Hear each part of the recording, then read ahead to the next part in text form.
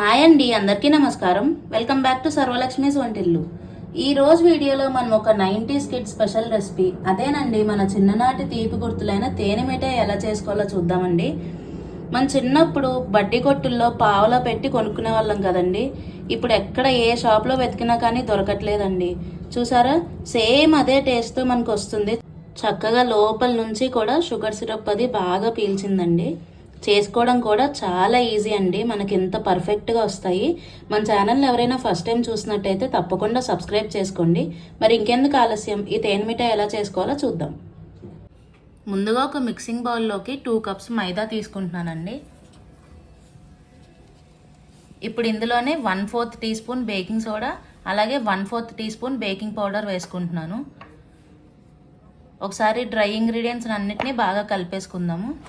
మనం ఏం చేసినా ఇదే ఫస్ట్ బాగా కలుపుకుంటాం కదా డ్రై ఇంగ్రీడియంట్స్ని, ఇందులో కూడా అలానే చేయాలి.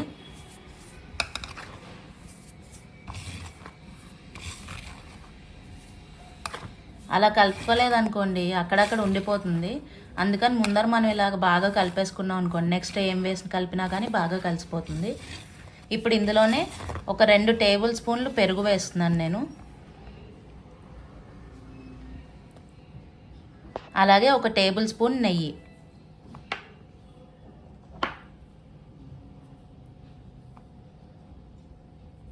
ఒకసారి వీటిని కూడా బాగా కలుపుకుందాము.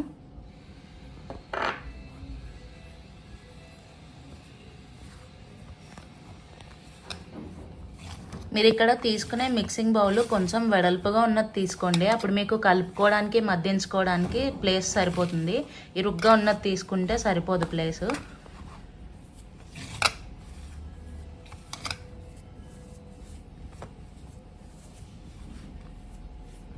చూసారా, ఇలా బాగా కలిపేసుకున్నాం కదా. ఇప్పుడు ఇందులో నేను కొద్దిగా రెడ్ ఫుడ్ కలర్ వేసుకుంటున్నానండి. ఇది కంప్లీట్గా ఆప్షనల్, మీకు అవైలబుల్గా ఉండి వేసుకోవాలని ఉంటే వేసుకోండి, లేదంటే స్టెప్ స్కిప్ చేసేయచ్చు.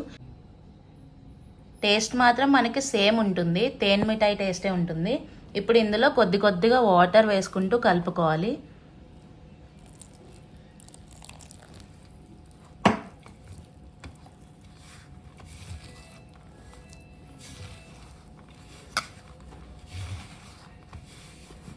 మనం ఈ పిండి అనేది స్టిక్కీగానే కలుపుకోవాలండి.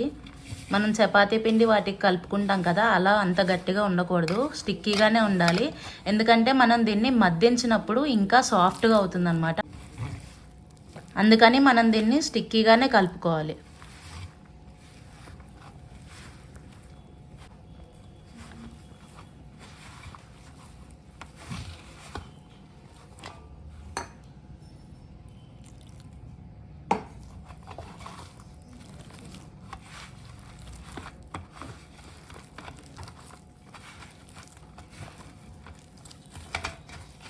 వాటర్ అనేది కొద్దిగా వేసుకుంటూ కలుపుకోండి.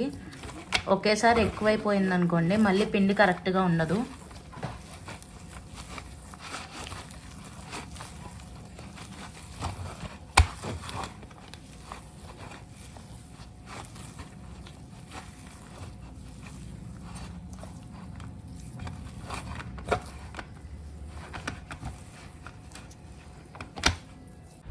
చూసారండి, ఈ విధంగా కలుపుకోవాలి.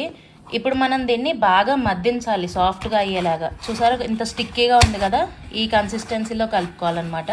ఇప్పుడు మనం ఏం చేయాలంటే చేతికి కొంచెం నూనె రాసుకోవాలండి. సాఫ్ట్గా మద్దించుకోవడం కోసం చేతికి కొంచెం నూనె రాసుకోవాలి. ఇలా వేసేసి బాగా మెత్తగా మద్దించేయాలి.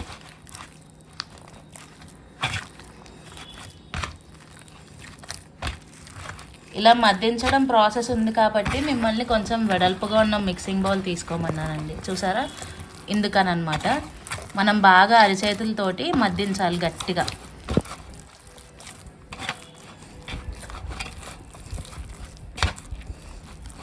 ఎంత సాఫ్ట్గా మద్దించుకుంటే అంత బాగా వస్తాయండి తేనె మిఠాయిలు.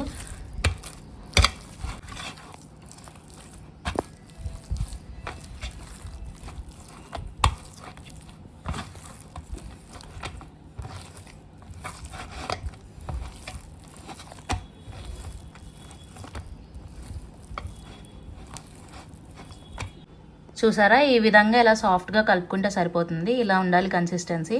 స్టిక్కీగా ఉంది కదా, అది కొంచెం ఇలాగ సాఫ్ట్ అయ్యేలాగా మనం బాగా మద్దించుకుని ఈ విధంగా కలుపుకోవాలి. ఇప్పుడు ఇలా కలుపుకున్న దాన్ని ఒక 3 నుంచి 4 గంటల సేపు మనం నానబెట్టుకోవాలండి. దీని మీద ఒక మూత వేసేసి 3 నుంచి 4 గంటల సేపు మనం నానబెట్టుకోవాలి. 3 గంటలు ఇలా పిండి నానబెట్టుకున్నానండి. ఇప్పుడు ఒకసారి తీసుకొని చూసుకోవాలి. చూసారా, చక్కగా నానిపోయింది. ఇప్పుడు మనం దీన్ని ఒత్తుకోవాలండి. నేను ఇలాంటి ఒక చెక్క తీసుకున్నాను. అయితే మనం ఒత్తుకోవడానికి ముందర ఈ చెక్కకు ఒకసారి మొత్తం నూనె రాసుకోవాలండి. అప్పుడు కింద అంటుకోకుండా ఉంటుంది.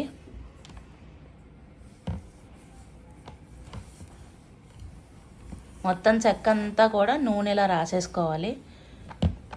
రాసేసుకుని అప్పుడు ఈ పిండిని దీని మీద పెట్టుకోవాలండి, చెక్క మీద.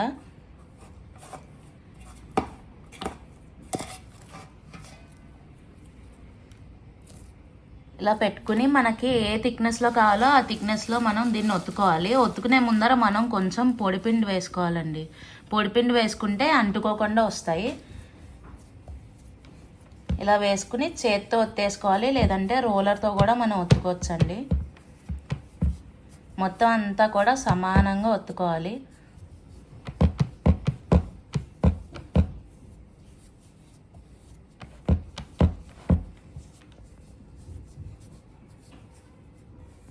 ఇలాగా యూనిఫామ్గా ఈ థిక్నెస్లో ఒత్తుకోవాలండి.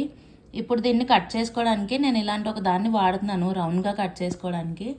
మీరు రౌండ్గానే కట్ చేసుకోక్కర్లేదండి, మీకు ఏ షేప్ కావాలంటే ఆ షేప్లో కట్ చేసుకోవచ్చు.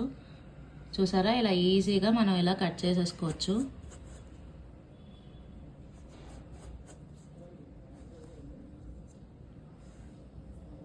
చూడండి ఎంత ఈజీగా వచ్చేసిందో.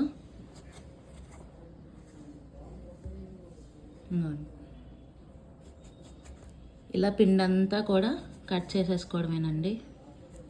మీరు ఏ షేప్లో కట్ చేసుకున్నా కానీ టేస్ట్ మాత్రం ఇదే ఉంటుందండి. అందుకని నేను ఇలాగ రౌండ్గా చేస్తున్నానని మీరు కూడా రౌండ్గా ఏం చేయక్కర్లేదండి. మీకు ఏ షేప్లో కావాలంటే ఆ షేప్లో కట్ చేసుకోవచ్చు. చూసారా ఎంత ఈజీగా కట్ అయిపోతున్నాయో. మనం కింద ఆయిల్ పైనుంచి కాస్త డ్రై పిండి వేసి చేసాం కదా, అందుకని అంటుకోకుండా వచ్చేస్తుంది.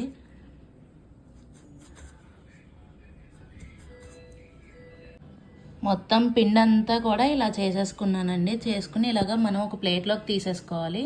ఇవన్నీ కూడా తీసేసుకుని మళ్ళీ మనకి పిండి మిగులుతుంది కదా, అదంతా కూడా సేమ్ ఇదే ప్రొసీజర్లో ఒత్తుకుని ఇలా కట్ చేసుకుని పక్కన పెట్టుకోవాలి. మొత్తం అన్నీ ఇలా తీసేసుకున్నానండి ఒక ప్లేట్లోకి. ఇప్పుడు ఈ మిగిలిన పిండి కూడా మళ్ళీ ఒత్తుకుని సేమ్ ఇలానే మొత్తం అన్నీ కట్ చేసుకుని పక్కన పెట్టేసుకోవాలి. ఇప్పుడు స్టవ్ మీద ఇలా ఒక బాండీ పెట్టుకున్నానండి. ఇందులో మనం పంచదార పాకం పట్టుకోవాలి. మనం 2 కప్పులు మైదా తీసుకున్నాం కదా, అందుకని 2 కప్పులు పంచదార వేసుకోవాలి. ఇప్పుడు ఇందులో 1 కప్పు వాటర్ పోసుకోవాలండి. పోసుకుని ఇది పాకం రావాలండి. ఎలాగంటే మనకి తీగ పాకం కన్నా కొంచెం తక్కువగా రావాలి.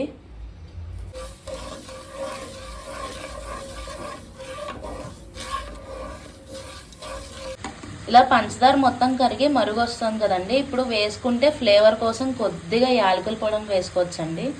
చూసారా ఎంత లైట్గా వేస్తున్నాను, ఉత్తినే ఫ్లేవర్ కోసం. ఇది ఆప్షనల్ అండి, మీరు కావాలంటే వేసుకోవచ్చు, లేకపోతే లేదు.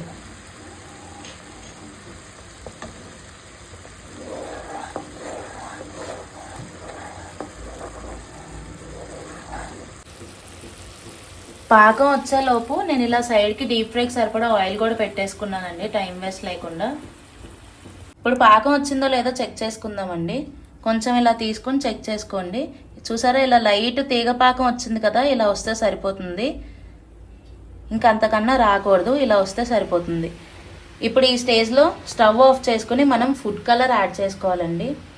ఈ స్టెప్ కంప్లీట్గా ఆప్షనల్ అండి. నేను ఇక్కడ ఆరెంజ్ ఫుడ్ కలర్ యాడ్ చేస్తున్నాను. మీరు కావాలంటే వేసుకోవచ్చు, లేకపోతే లేదు.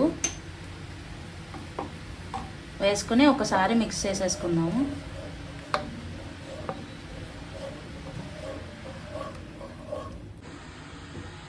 ఇలా బాగా మిక్స్ చేసేసాక దీని మీద ఒక మూత ఉంచుకుని పక్కన పెట్టుకోవాలండి. ఈ లోపు డీప్ ఫ్రైకి సరిపడా ఆయిల్ పెట్టుకున్నాం కదా, అది కూడా వేడెక్కుతోంది. ఇంకా వీటిని ఫ్రై చేసుకోవడమే.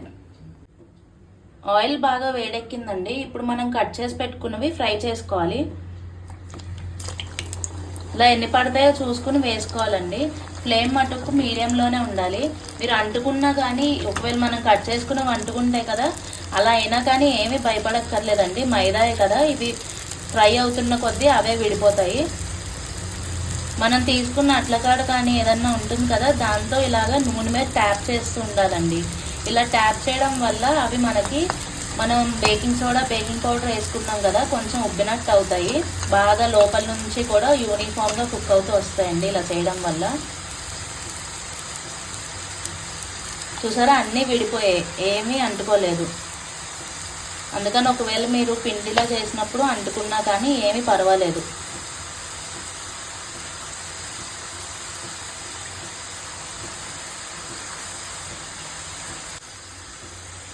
ఇలాగే ఇవి కొంచెం క్రిస్పీగా ఫ్రై అయ్యాయి కదండి. క్రిస్పీగా ఫ్రై అయినప్పుడు ఇంకా తీసేసుకోవచ్చు. చూడండి, ఇలాగ అన్నీ క్రిస్పీగా ఫ్రై అయ్యాయి కదా. ఇప్పుడు వీటిని తీసేసి మనం పాకం రెడీ చేసి పెట్టుకున్నాం కదా, మూతేసి పెట్టుకున్నాం కదా, అందులో వేసేయాలి.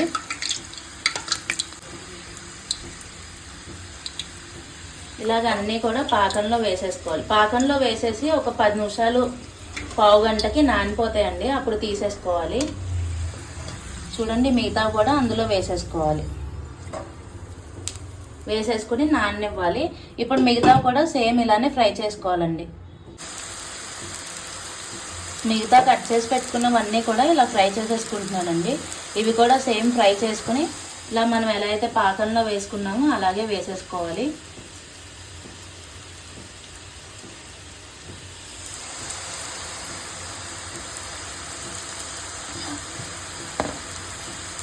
చూసారా ఎలా సపరేట్ అయిపోయాయో.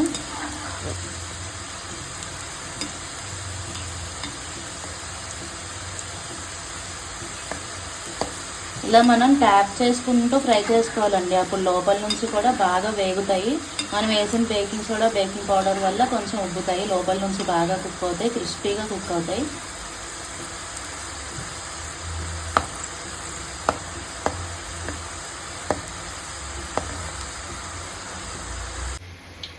చూడండి, ఈ విధంగా మనకి ఇలా క్రిస్పీగా వేగిపోయాయి కదా, ఇలా వేగితే సరిపోతుంది. ఇప్పుడు దీన్ని తీసుకెళ్ళి మనం పాకం రెడీ చేసుకున్నాం కదా, అందులో వేసేసుకుందాము. చూసారా, ముందు వేసిన వాయ నానుతూ ఉంది అలాగా.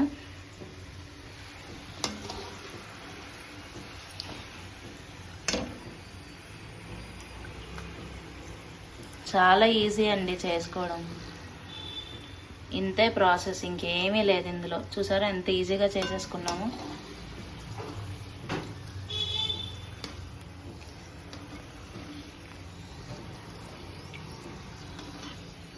ఇప్పుడు ఇలా వేయించుకున్నవన్నీ కూడా మనకు ఒక 10 నుంచి 15 నిమిషాల వరకు నానితే సరిపోతుందండి.